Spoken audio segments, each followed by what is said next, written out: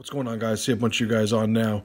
So one of the things that I wanted to discuss was this whole notion of people being in church and not being armed, right? So obviously the shooter, the information that's out right now, I don't claim to have any special information.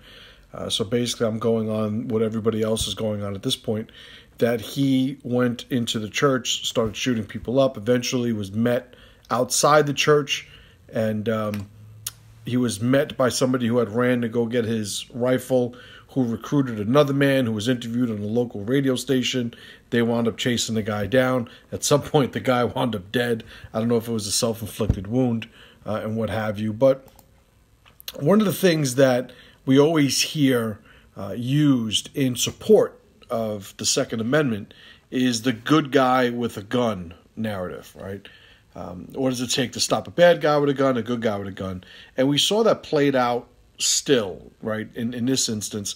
But before we get to that, I want to talk about the church specifically.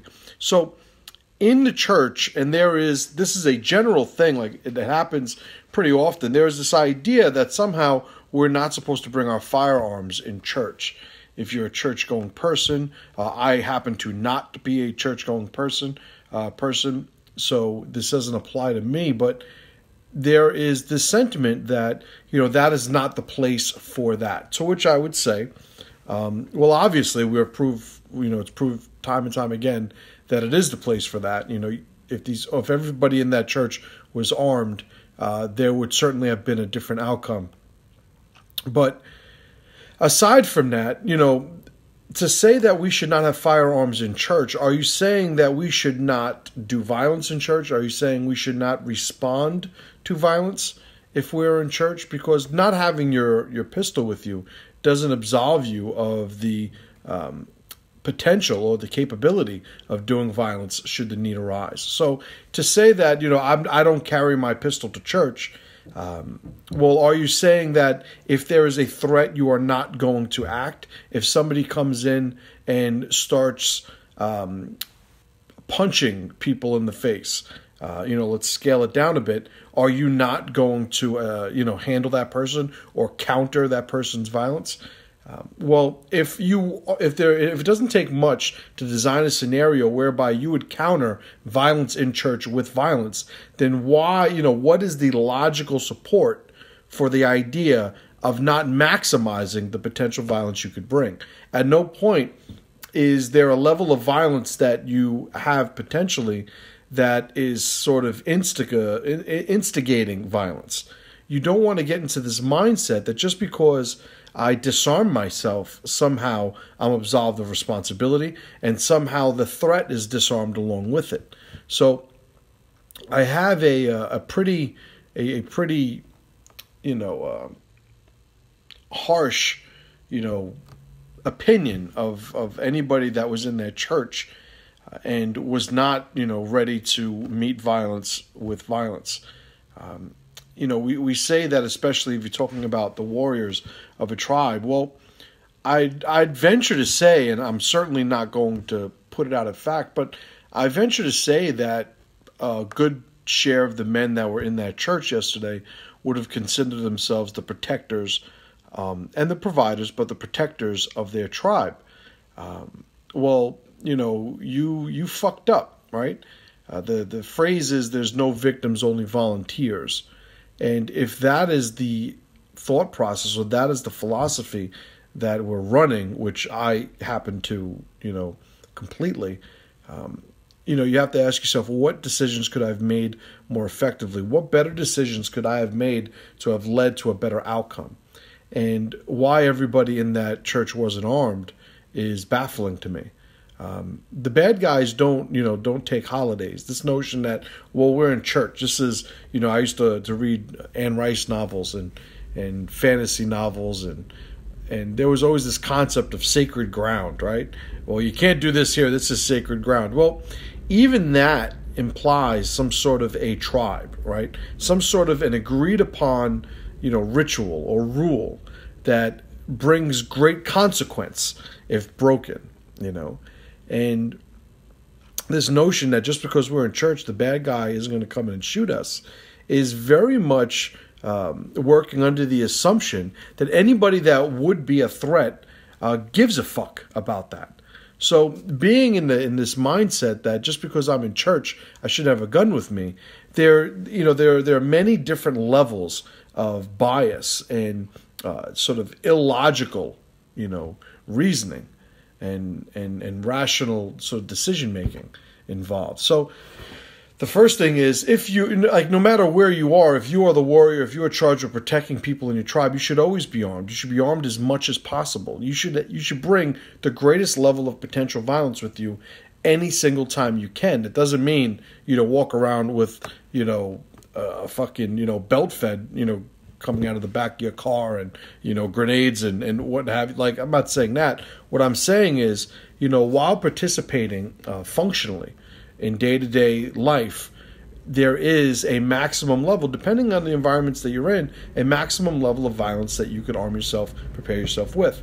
And that maximum level should be observed every single waking moment of your life. I know that if I'm going, to, ironically, Texas, I know there are certain things that I could run, on my daily kit that are not going to be as permissive here in New York City. And I'm going to adjust according to where I am. I know that if I'm going on an airplane, I'm not going to be able to run the same equipment that I'm running in Pennsylvania at home. So it's not a matter of, just get my hands on whatever I can, make sure it's always on me, because that becomes dysfunctional, right? So function is what's leading this. So being that that's the case, every single scenario that I'm in, I should be maintaining the maximum level of violence that I possibly can. Now, if you have somebody who says, well, I don't bring firearms into church because church is for worship, church is this, church is that. Well, if a guy comes in and starts smacking your wife, are you going to physically assault him? And I don't mean that in a legal sense. What I mean is, are you going to counter his violence with your own? If the answer is yes, then you're already on board with the idea of, should the situation arise, you are going to fulfill the role of a warrior to your tribe. So again, that comes with, and this is one of the big things that, this is where people start to fall by the wayside in their embracing of the role of a warrior. It's not only, willingness, but if you look at the SIOC readiness triangle, it's willingness, preparedness, and awareness. Are you prepared? Are you physically prepared? Meaning, are you training? Are you looking to multiply, the force that you could bring to a situation through weapons, not only carrying them, but training in them? I gave a talk in one of my other VioPrep videos where I said, listen, are you carrying a knife? Well, have you ever seen a knife go into something? Have you ever seen a knife go into an animal and hear that animal scream, or a person and hear that person scream? Do you see what a knife can do when placed in a vital target? Are you willing to do that? If you haven't done this whole thought process, why are you carrying a knife? Have you actually decided where you're going to run your blade? Are you going to run it in your pocket? Are you going to run it on your belt? Are you going to run it in a bag, in a jacket pocket? And if that's the case, should the scenario arise whereby you're saying, I'm ready to use this blade, or what is the time frame for you to deploy that blade in that situation? Oh, if somebody comes to attack me, I'm going to have my blade. Well, okay, let's run that scenario out. Have you actually done the work and seen what the math is, seen what the timeline is? Have you told yourself, oh, I'm going to carry a pistol in my car, so if there's a bad guy, I'm going to be able to fight back. And then you run a whole slew of scenarios whereby there would be a bad guy that you would want your gun for, and you see that your plan of getting it does not meet the timeline of any of those scenarios, and that inconsistency can be trained out or planned out more effectively. So the whole thing is, there is a lot of emotional reactions to the good guy with a gun narrative. And I'm bringing up an article here. Now, this article was shared and I saw it, and the gentleman, what makes it interesting is the gentleman who wrote this article is somebody who, for all intents and purposes, is a hero. He was a team guy in the Navy. This guy is somebody who has done, some good work in the military and law enforcement, and he's somebody who has, met the fight with a fight for a long time and deserves all the credit in the world. But in 2015, he had written an article for USA Today, and the name of the article is "The Good Guy with the Gun Myth."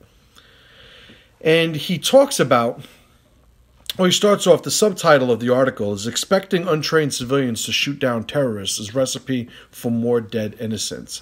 And it gets into his thought process of how any one of these situations, arming the citizens involved would wind up leading to more chaos.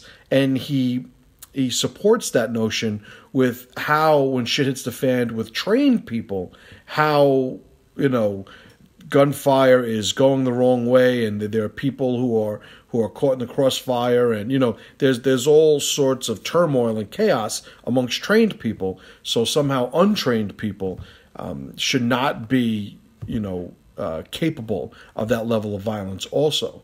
Now, the problem with this is that it is a receiver's mindset. It is a receiver's perspective.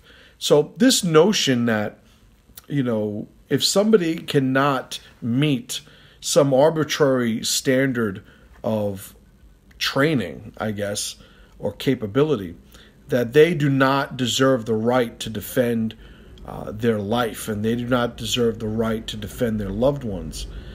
This is the dangerous type of thinking that was not involved in the formation of America. So when you're talking about why is it that there is a Second Amendment in this country, because they understand, the Founding Fathers understood that there is a basic right that every individual has to meet violence with violence if said violence is looking to undermine the safety of themselves, their families, their possessions, right? Being able to run some sort of firearm also allows us to protect our property, right?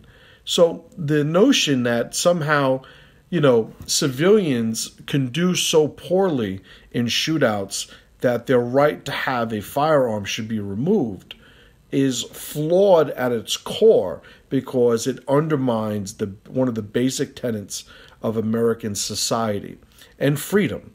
So if you think about it,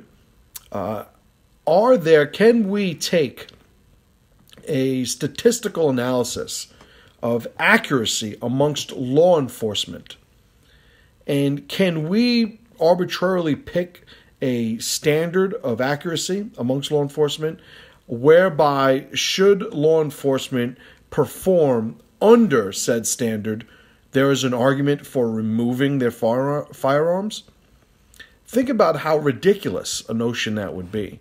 If law enforcement does not maintain a certain amount of accuracy in their, when they discharge their weapons, we're going to remove firearms from law enforcement because they haven't been proven effective enough with it by this arbitrary standard. And I keep saying arbitrary because it is. It's completely arbitrary. The whole thing is the threat of a person's ability or willingness and capability to defend themselves with firearms is at the core of why our society runs the way it does. Obviously not the main reason, but a very, very significant reason. The fact that everybody, like I know when I'm in Pennsylvania, I know that the majority of people there, especially where I happen to live, are armed. And I take comfort in knowing that, because I know that there is a sort of level of willingness amongst the members of that society that completely transcends, like where I am now. I happen to be in my office in the Bronx at my academy. I know that there are a whole slew of people out there, none of which are armed, and they act that way. A few days ago, I had the wall outside my school graffitied, right, and vandalized. Well, imagine if that person knew that everybody in the area was carrying a firearm. Now, I'm not saying the guy deserved to be shot, but what I am saying is that, the old phrase is an armed society is a polite society. And I would counter that by saying a disarmed or unarmed society is an impolite society, right? And I think we could pretty much expect that to stay that way, down the line. So the good guy with the gun narrative is something that is inherent in the identity of our society. We don't need an arbitrary standard to, in terms of accuracy, I guess. I don't know what other metric you would wind up measuring, but we don't need somebody telling us, what is it that we need to, maintain in terms of capabilities or even training. Like this idea of, every citizen should be trained before they're allowed to have a firearm. Okay. Who decides the training is enough? Let me ask you, does the military and law enforcement receive training before they get their firearms? They do, right? So they must be completely accurate. They must maintain a level of performance when they're discharging their weapons that obviously meets the requirement that you're implying, right? And obviously they don't. The whole thing is people are going to make mistakes. Gunfights are messy. I've never discharged a gun at somebody. I've been shot at. I've never been shot, knock on wood, but I understand that it is crazy. I remember being a teenager and chasing somebody who was, as he's running away, shooting a small caliber pistol, but shooting it at me as he's running away from me and a mob, and hearing bullets zip past my head, and really just having no real understanding of what potential danger I was in, being 15 and all full of piss and vinegar. But the whole thing is having somebody's right taken away because you're saying that they're not going to perform well enough according to you. Very un-American. Very, very un-American. And this example of this article that I brought up is somebody who, his name is James Hatch. He's a hero. He's an American hero. But even heroes have biases. Even heroes have poor logic. Even heroes get emotional. So the irony is now you had a bunch of people who weren't armed, and then the people with the firearms show up. One of the guys I heard went to his truck and got some sort of long gun or shotgun and started firing at the guy. The shooter, the bad guy jumped in his truck and left. And then the good guy who got his gun recruited another guy and they jumped in and chased after him, both of which were armed. Like, this is how it happens. This is how it happens. By the way, and a good friend of mine, Bob Kyer, just two on Tom's son, had a great quote, and I'm going to bring it up here. He says, get some training is the moral of the story. Also, it's okay if good guys die putting up a good fight. And that's something that that last part that people don't understand. Like, by the way, yeah, when bad guys show up, bad things happen. But at what point are we willing to put all the decisions in the bad guy's lap and say, okay, we're willing to comply. We're willing to do what you want us to do. Just don't kill me. Is there a point where preserving your life for one more moment exceeds any other standard of identity that you have? If he says, listen, I could shoot you or rape your wife, are you the type of guy that looks at your wife and goes, listen, you want to take one for the team? Or let's leave the wife out of it, right? Let's just say he says, listen, I could shoot you or rape you. What do you want? Are you the type of guy that's going to pull your fucking pants down and bend over and say, hey, man, I'll live to fight another day? It's too easy. It's too easy to draw up these scenarios where it's just inconsistent and, having a standard where people, are willing to do anything just to live for one more moment. Well, when you think that way, then you're willing to let other people die. You're willing to let oaths take the back seat to one more moment of your life. And that's what it comes down to. When you're somebody who will do anything just to live for another moment, then you cannot be trusted to follow an oath. You cannot be trusted to fulfill a role whose identity or requirement or responsibility is the survival and the protection of the tribe. You cannot be a warrior if the only thing you want to do is, and you're willing to sacrifice anything just to live one more moment, right? All right, let's get some questions. All right, what's going on, guys? Arthur says, what's up, Arthur? He says, we have been taught and encouraged to rely on someone else coming to save us. That in an emergency, someone is going to show up to stop the bad guys or put me in safety. This is the mindset of a victim. It is, and somebody who's volunteering to be a victim. You know, passing the buck is at the core of entitlement. You know, entitlement means, you know, like, listen, this isn't my job. This is somebody else's job. And I demand that they do it.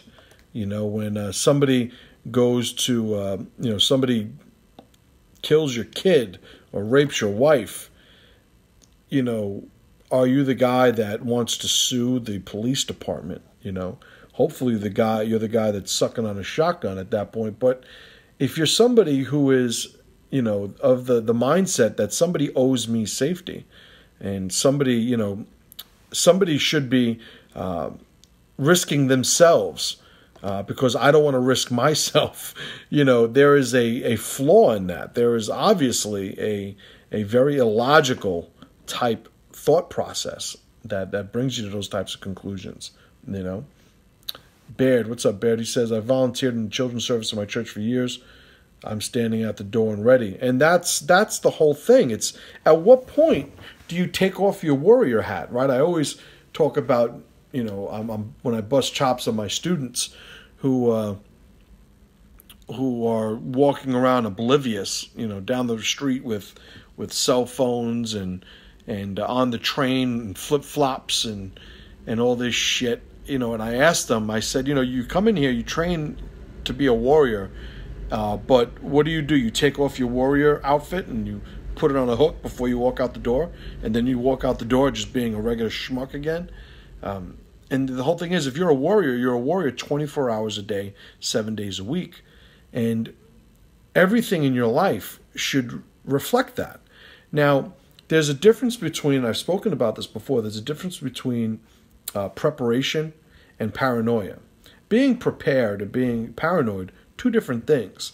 The line or the threshold between one and the other is function.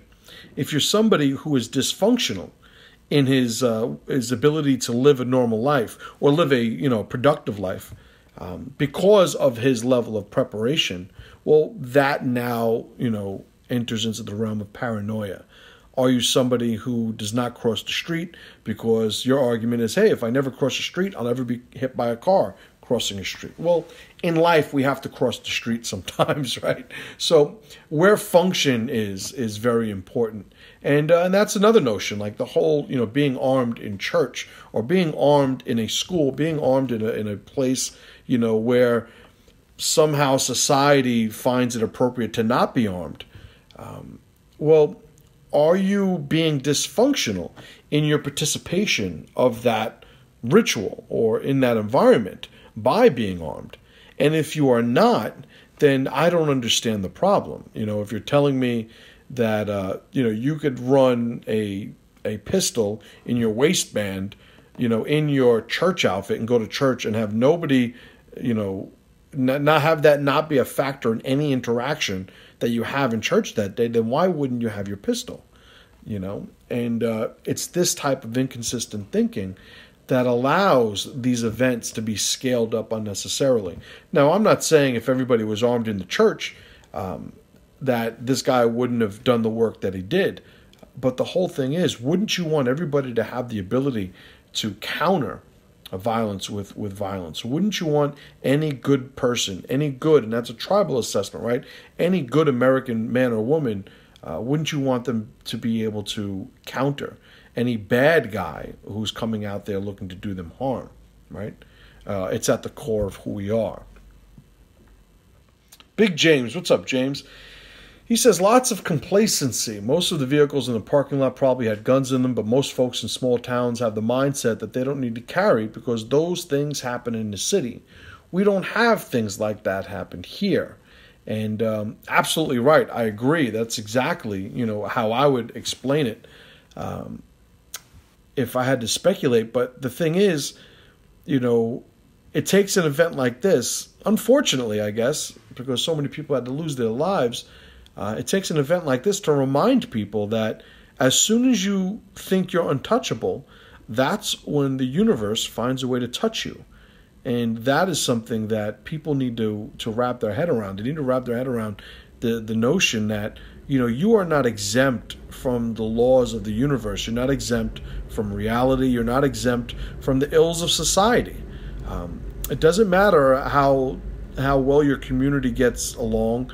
You're still susceptible to disease. You're still susceptible to violence. You're like this idea that, we could reach a level of community that removes us from the perils of life itself.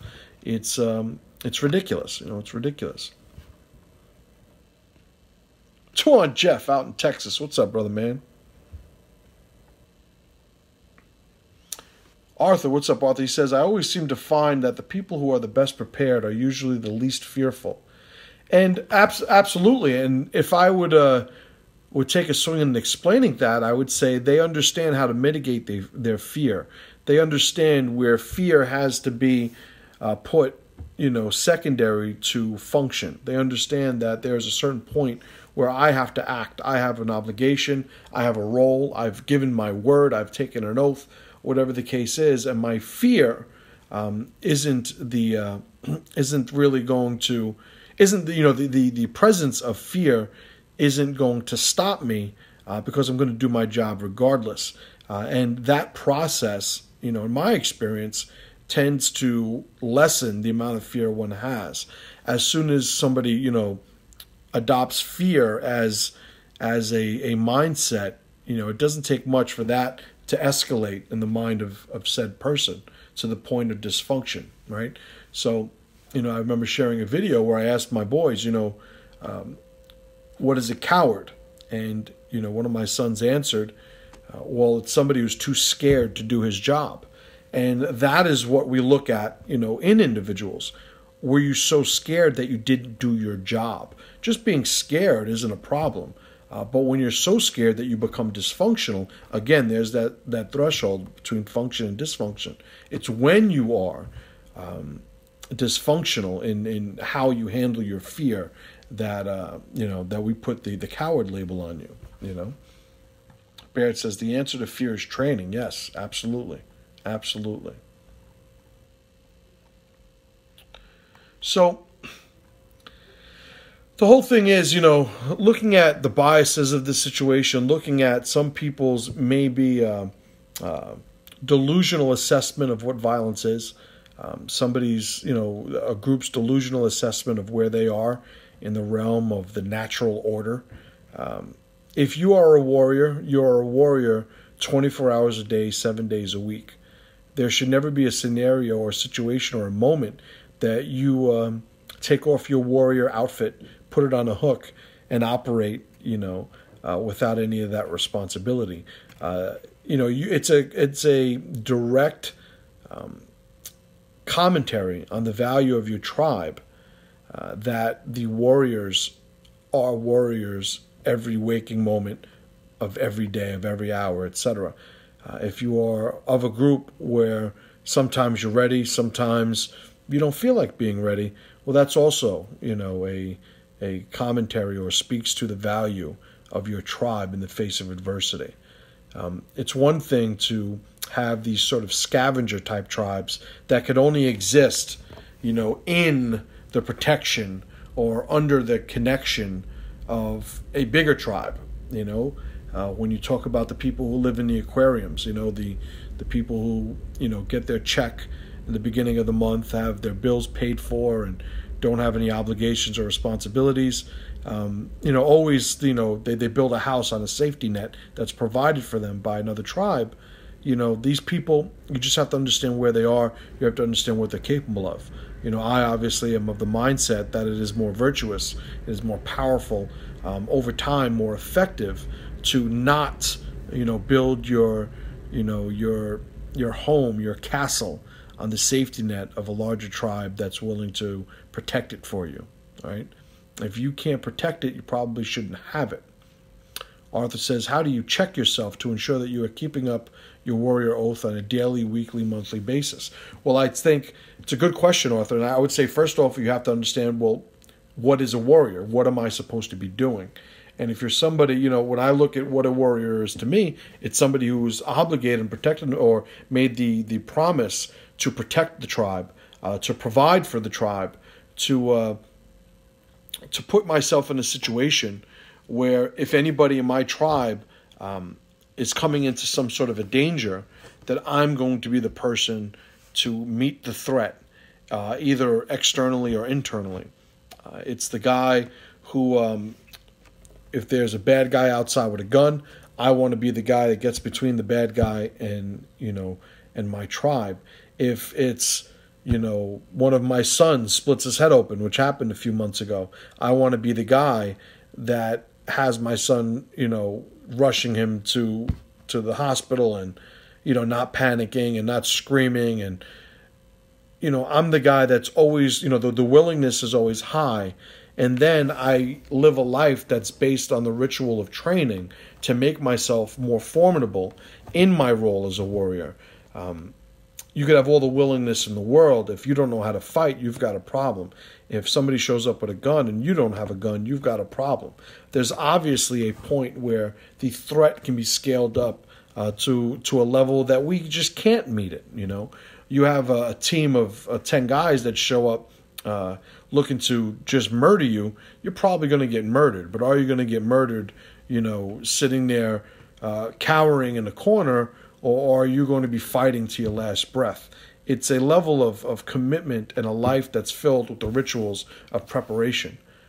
I should be looking to become, there's a good friend of mine, and he has this phrase, what is it? I don't know if it's, we should become deadlier every day. Not my saying, his. But the idea is every single day we should be looking to level up in some way. We should be living a life that there is an inherent progress in our level of formidability. I think that's a word. But that is what it is. It's not only intent. Are you somebody that, it says become harder to kill. Well, yeah, that's definitely another way to look at it. The thing is, it's not only being harder to kill, it's being, you want to make yourself so that it's easier to kill other people, I guess. I guess it's the inverse of that, right? So it's harder for me to kill people, it's harder for people to kill me, it's easier for me to kill others, right? Become more formidable is what I like to say, but the phrase that a good friend of mine said, I can't remember it verbatim. I'm going to fuck it up. I think it was become deadlier every day. But the whole thing is, I'm never going to leave, my life up to somebody else. I'm never going to allow the decisions that are in my lap, that were given to me by my tribe. I'm never going to pass those decisions on to somebody else, to a third party, begging and pleading just for another moment, just for another day.